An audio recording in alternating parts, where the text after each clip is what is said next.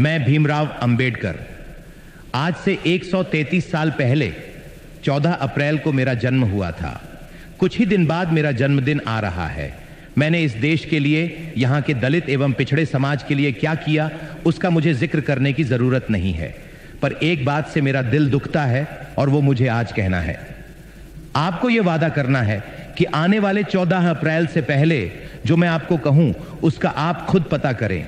आजकल इंटरनेट पर Google search करने से सब मिलता है। मेरे बारे में तो इंटरनेट भरा पड़ा है, बस आपको अपने मोबाइल फोन में गूगल सर्च करना है।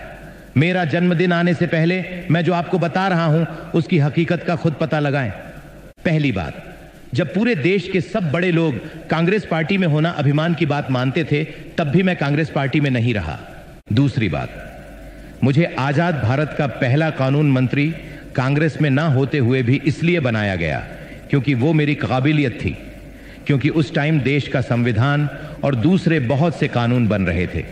तीसरी बात, कानून मंत्री रहते हुए मुझे कांग्रेस के प्रधानमंत्री नेहरू और बाकी कांग्रेस के सभी लोगों ने हमेशा बेइज्जत किया, और इतना ज्यादा बेइज्जत किया कि आखिर में मुझे 1951 में इस्तीफा देना पड़ा। इस्तीफा देते समय मैंने इस्तीफा लेटर में सब डिटेल में लिखा कि मुझे कैसे कैसे बेइज्जत किया गया। उस लेटर के महत्वपूर्ण बिंदु ये हैं। पहला, मुझे कभी भी कोई महत्वपूर्ण पद कैबिनेट में जानबूझकर नहीं दिया गया और हमेशा साइडलाइन करके बेइज्जत महसूस कराया गया।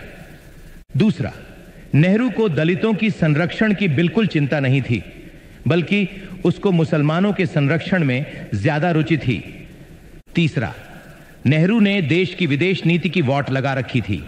एक भी देश भारत के साथ नहीं खड़ा था, और कश्मीर के मुद्दे पर तो उसने और ज्यादा हालत खराब कर दी थी। चौथा, हिंदू कोड कानून भारत में समाज सुधार का एक बहुत बड़ा हथियार था और यह मेरे दिल के बहुत करीब था। इसको नेहरू ने कभी पास नहीं होने दिया।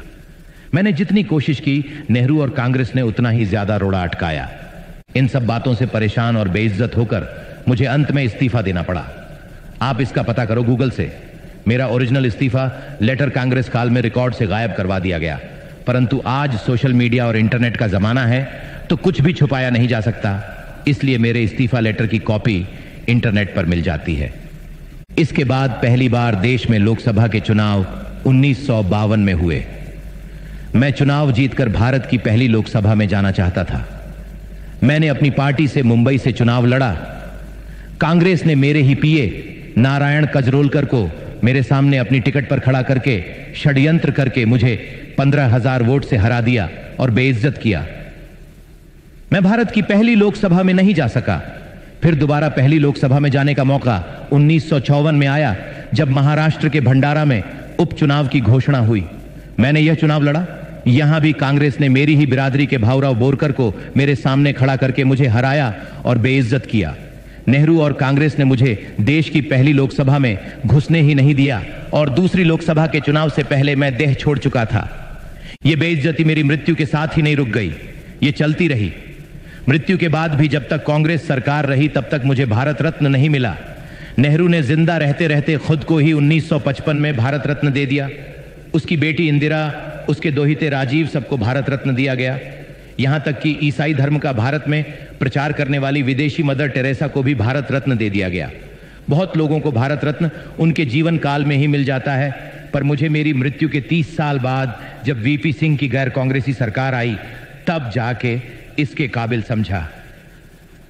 मुझे बड़ा दुख होता है जब मैं ये देखता हूं कि मेरा अपना समाज, जिसके लिए मैंने अपना सब कुछ कुर्बान कर दिया, वो उन लोगों का वोट बैंक बना हुआ है जिन्होंने ना केवल जिंदगी भर बल्कि मरने के बाद भी मुझे इतना बेइज्जत किया।